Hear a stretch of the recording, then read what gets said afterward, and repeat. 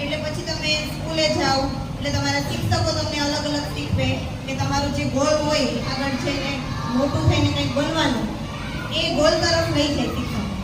એટલે એ પણ તમારા ગોલ.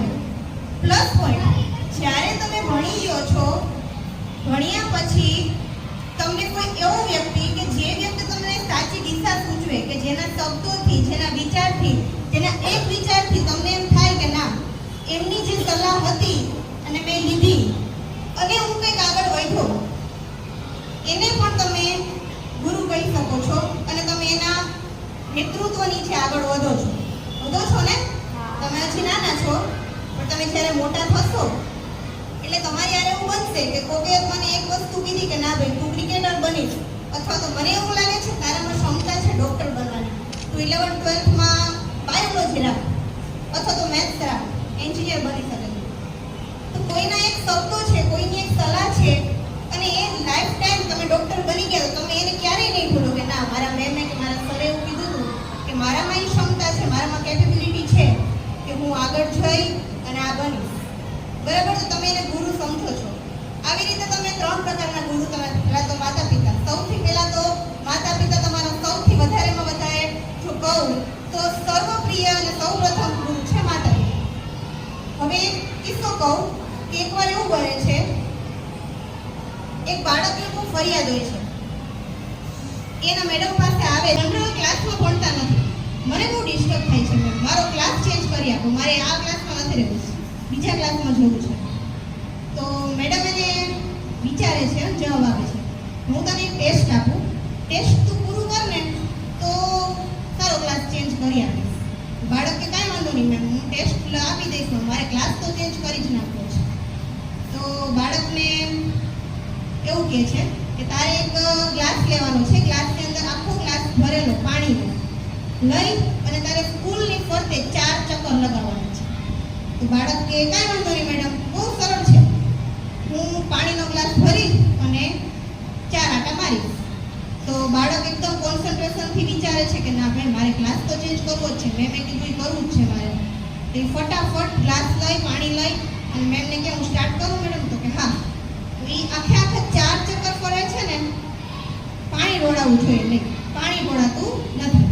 બાળક એકદમ પરફેક્ટલી આખો ટેસ્ટ પૂરી કરે છે, મેડમ પાસે આવે છે, મેડમ મેં કમ્પ્લીટલી મારા પાણીનો જે ગ્લાસ હતો એક પણ ટીપું ઢોળાવ્યા વગર મેં 4 આટા ફરી લીધા છે, હવે મારો ક્લાસ ચેન્જ કરી આપો. મેડમ એને એવું કહે છે કે જ્યારે પણ તું આ 4 આટા લગાવતો હતો ત્યારે તારું ધ્યાન ક્યાં હતું?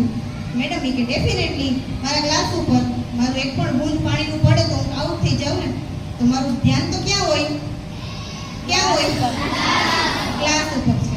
તો જ્યારે પણ કોઈ વાતો કરતા હતા, આજુબાજુમાં કોઈ જે આટા ફર્યા ત્યારે કોઈ વાતો કરતા હતા, કોઈ પ્રવૃત્તિ કરતા હતા, કોઈ ડાન્સ કરતા હતા, કોઈ મજાક મસ્તી કરતા હતા, તારું ધ્યાન એના ઉપર પડ્યું?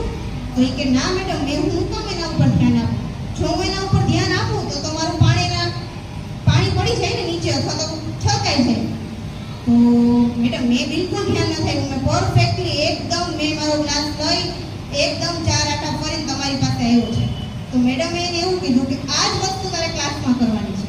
ક્લાસ દરમિયાન ઘણા લોકો એવા હશે, ઘણા બાળકો એવા હશે કે જે ચંચળ હશે, બરાબર, કે એને વાતનો સ્વભાવ થોડો વાતુડિયો હશે, થોડો અવાજ મોટો હશે, બરાબર. તો ક્યારેક એવું બને કે એ લોકો વાતો કરે, પણ આપણું જે ધ્યાન છે એ મેડમ સામે અથવા તો ભણવામાં જ હોવું જોઈએ. જો તમારું 100% ધ્યાન ભણવામાં હશે તો તમને બીજા કોઈ પણ બાળકો કે જે બાળકો બિનજરૂરી પ્રવૃત્તિ કરે છે એમાં તમારું ક્યારેય પણ ધ્યાન નહીં જાય.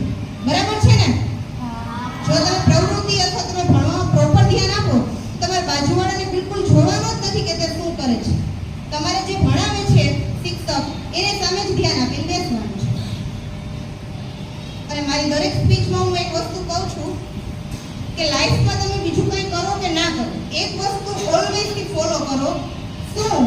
તો કે તમારા માતા પિતા, તમારા માતા પિતાએ કહેલા શબ્દો તમે 6, 6 અને 7, 12 થી 13 વર્ષના છો, 20 વર્ષના થશો, 25 ના થશો, જેમ જેમ મોટા થશો એમ તમારા જીવનમાં ઘણી બધી એવી વસ્તુઓ આવશે, મુશ્કેલી આવશે, પણ જો તમે તમારા માતા પિતાના શબ્દોને ફોલો કર્યા હશે ને, માતા પિતાના શબ્દોને ફોલો એટલે મમ્મી તમને એમ કહે કે તમારે આ ફિલ્ડ લેવું તો એ ફીલ્ડ લેવું. શું કામ લેવું? તો કે એને આપણા કરતા ડબલ અનુભવ છે. દુનિયાનો કોઈ પણ સંબંધ એવો નથી માતા પિતા સિવાયનો, ફ્રેન્ડ સર્કલ છે, મિત્રો છે, કોઈ મામા કાકા ફુવા, કોઈ બી માતા પિતા સિવાય